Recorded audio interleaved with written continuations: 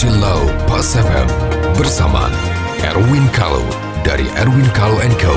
Property Lawyers.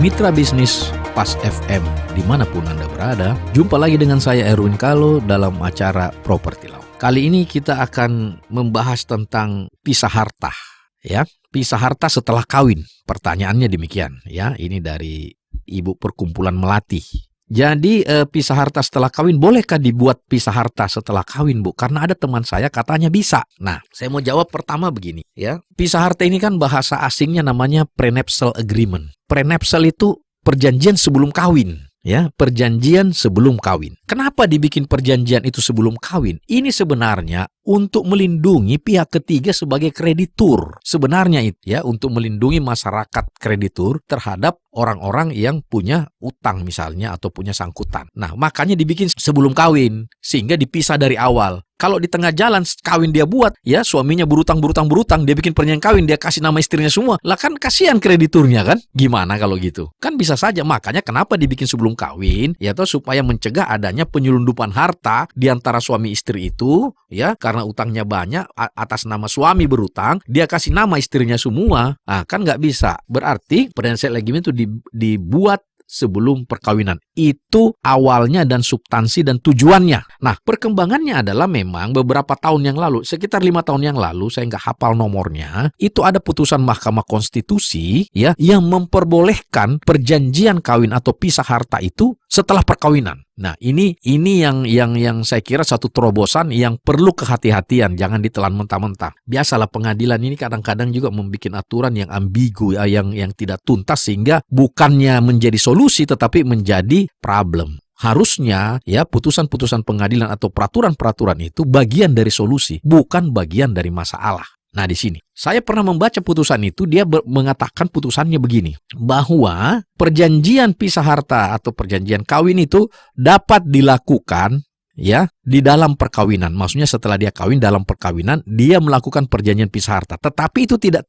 stop sampai di situ. Ada dia kasih koma di situ yang kalimatnya sepanjang tidak merugikan pihak ketiga. Nah, ini dia nih, sepanjang tidak merugikan pihak ketiga. Nah, ini kan sebenarnya sama dengan motivasi awal dibikin supaya tidak merugikan. Makanya boleh tapi tidak merugikan. Nah, yang jadi masalah di sini bagaimana caranya atau apa aturan teknisnya atau kriterianya tidak merugikan pihak ketiga. Bagaimana kita tahu? Nah, ini kan jadi gantung itu. Boleh tapi tidak merugikan. Ini kan jadi debatable. Tidak merugikan. Saya nggak merugikan kok lah. Bagaimana caranya?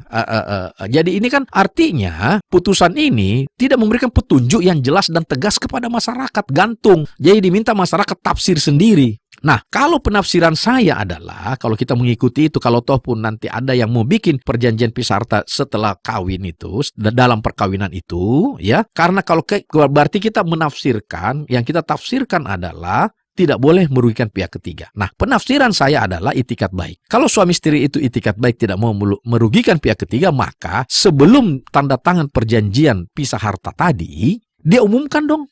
Dia umumkan ke media. Ya, nah ini itikat baik nih. Tunjukkan bahwa dia bisa saja di media dia umumkan bahwa si A dan si B akan membuat perjanjian pisah harta. Bagi pihak-pihak yang keberatan atau ada ini, mohon menyangga, memberikan masukan atau klaim atau komplain, ya, dikasih waktu misalnya 1 bulan. Nah, paling tidak kita kan sudah melakukan itikat baik. Di belakang hari kalau kita dituduh merugikan pihak ketiga, lah saya kan sudah umumin. Waduh, pakan malu kalau kita ya jangan kalau gitu. Itu konsekuensi. Anda jangan mau menang semua, tidak mau malu tapi juga mau begini, ya nggak bisa. Dan perjanjian pisah harta itu bukan suatu aib kok, biasa aja. Karena kan suka sama suka tidak ada yang dirugikan. Kenapa harus diaib-aibkan? Tapi yang penting bagi saya adalah itikat baik Anda untuk menafsirkan kata-kata tidak merugikan pihak ketiga. Nah, karena itu tidak ada aturan teknisnya, saya menyarankan kepada semua para pendengar, kalau toh pun itu mau dilakukan, silahkan. Tapi sebelum ditandatangan Anda umumkan dulu.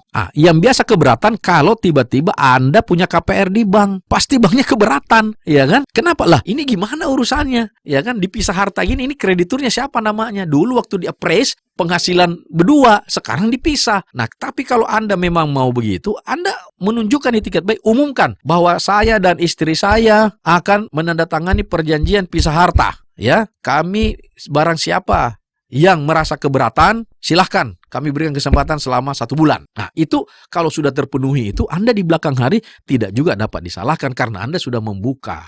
Ya, jadi tidak bisa nanti jangan-jangan ada pihak ketiga yang asal aja yang tidak punya kepentingan. Saya keberatan, keberatan hubungannya apa? Ini sebenarnya tujuannya hubungannya kepada hutang piutang atau kerjasama. Artinya bisnis atau dagang, bukan keberatan karena apa gitu loh. Ya, itu sebenarnya. Saya kira mudah-mudahan ini mendapatkan masukan bagi kita semua. Semoga bermanfaat. Sampai jumpa. Nantikan Property Law Pas FM berikutnya. Bila Anda memiliki pertanyaan Property Law, email ke redaksi@pasfm.com. redaksi@pasfm.com.